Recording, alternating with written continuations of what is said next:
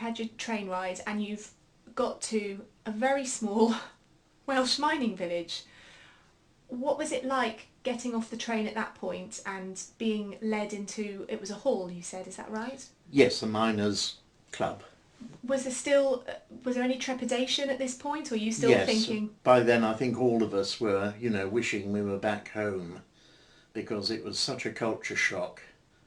I'd come from a nice suburban tree-lined avenue, had a bath every night, and here we were in this miner's cottage, no hot water, no heating, only electric light from which they plug in to play the radio, no bathroom, outside lavatory, and you'd have a bath once a week in the tin bath that the miner, you know, traditionally did, which was all a bit different. so who did you end up with, which family, and how were you chosen? And Well, I sat with all the other children in this hall, and again I had this feeling, well, I'm going to be here for the rest of the war, no one will choose me, being a natural optimist.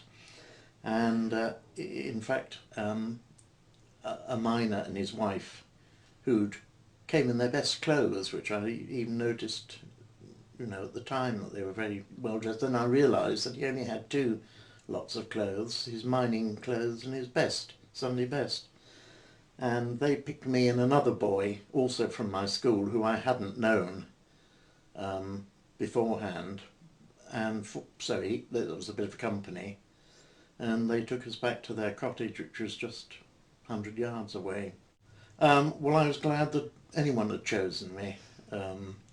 They were a bit distant, and thinking about it later, I got the feeling that they were doing it to keep up the Joneses, as it were, that they didn't want it said that they weren't participating.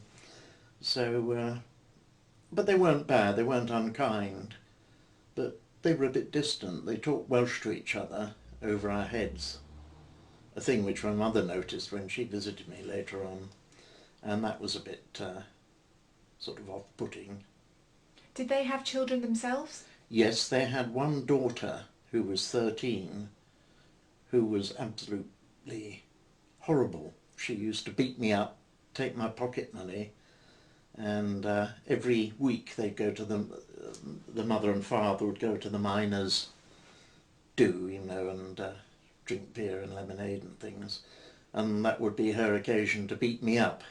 I mean, she was only 13, but she was a great strapping girl, and I was quite a small boy, and that helped to put me off the place, as you can imagine. Did you go to school while you were there? Oh yes, quite interesting. It was, again, very different from the school that I'd come from, which was staffed mainly by ladies with buns who'd lost boyfriends in the First War. But these were men, old men, because the young men had gone off. And it was quite an interesting experience. We got caned every so often, it was in the days when you could cane children. I remember this schoolmaster, who wasn't an unkind, he wasn't a Mr. Squeers or anything, but if you talked in class or chewed, he'd bring out the cane, which was all frayed at the business end, so he'd hold it by that end and hit you with a crook. But he'd only give you a sort of slap.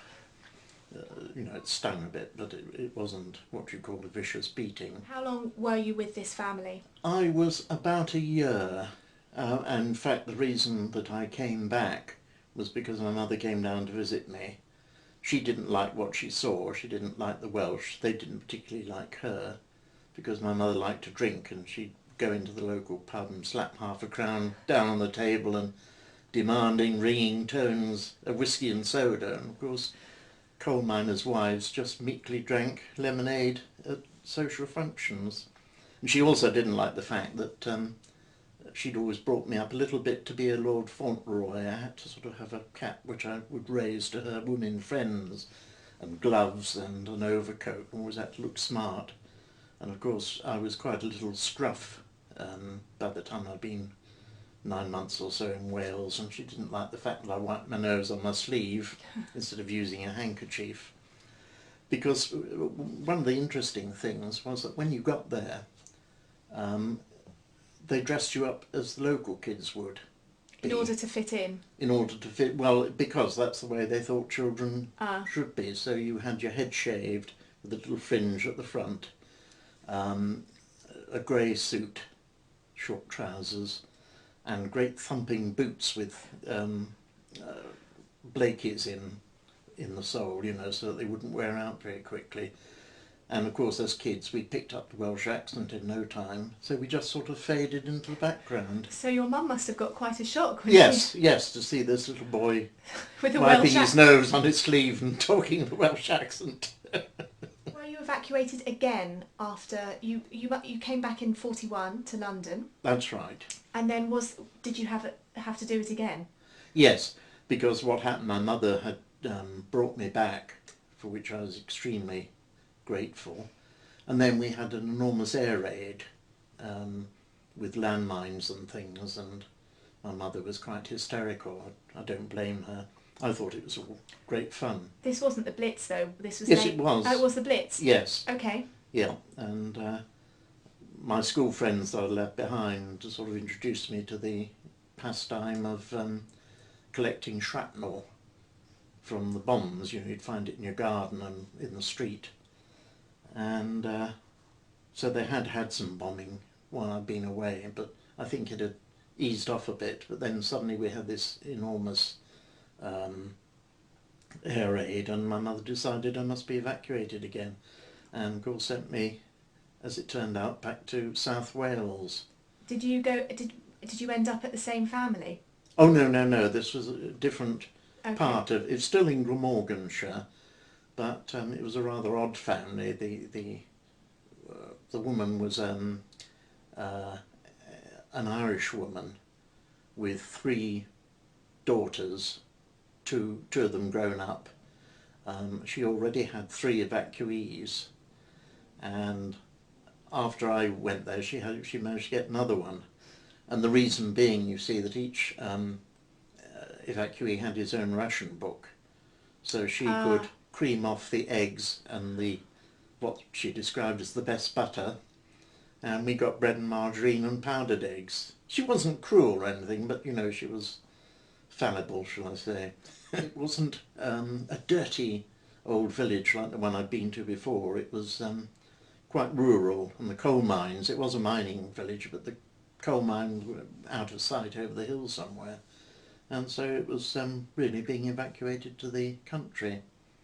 And how long were you at this place for? About 3 years. Oh, that's a long time. Yes. So almost the end of the war, in fact. Yes, that's right. And by the time I went home, I think the not armistice, the surrender had taken place. There was still a war with Japan, but of course there was no danger from that.